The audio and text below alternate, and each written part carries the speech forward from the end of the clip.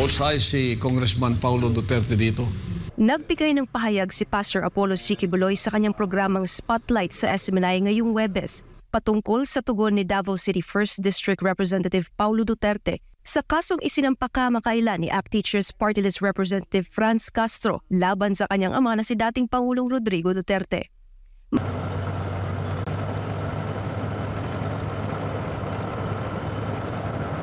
Hello everyone, and welcome po tayo guys sa ating YouTube channel. Yan, sa sulok ng ganang mundo. Yan, Luzon, Visayas, Mindanao. At sa ating mga kapwang bayaning OFW. Welcome po tayo guys sa ating meeting. Ito po yung ating channel, ang Busis ng Masa. Yan, no? Yan, pakinggan po natin guys, ito po ating topic for today. Ito po yung, yung kay Franz Castro, yung kanyang great threat kay ex-president Duterte. Kaya may sagot at may banat si Pastor Apollo Quiboloy at saka si Congressman Paulo Duterte. Kaya pakinggan po natin guys yung itong video. Watch this video. So, Hypocrisy na rin yun sa side ninyo. I-condemn mo nga ang NPA. I-condemn ninyo kayong tatlo. Lalo na ikaw, Franz Castro, na nagdemanda sa ating former na Pangulo. I-condemn mo muna ang NPA at ang kanilang mga atrocities na ginagawa. Please, para ikaw ay maging tunay na hindi hypocrite sa harap ng taong bayan. Condemn. Bakit hindi ka nagko-condemn? Congressman ka, kampi ka sa gobyerno, di ba? You took an oath to defend the Filipinos, di ba? Pero bakit hindi kayo nagko-condemn sa atrocities ng NPA for 54 years? Oh.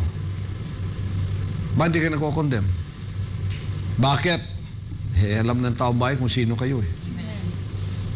Kasabuat kayo, kasama kayo.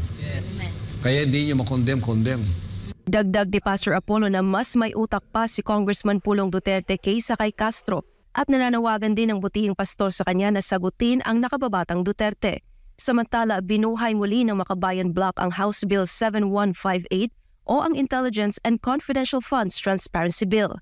Ayon sa makakaliwang grupo, ang confidential at intelligence funds ay pampublikong pondo at dapat itong gawing bukas sa pagsisiyasat ng publiko.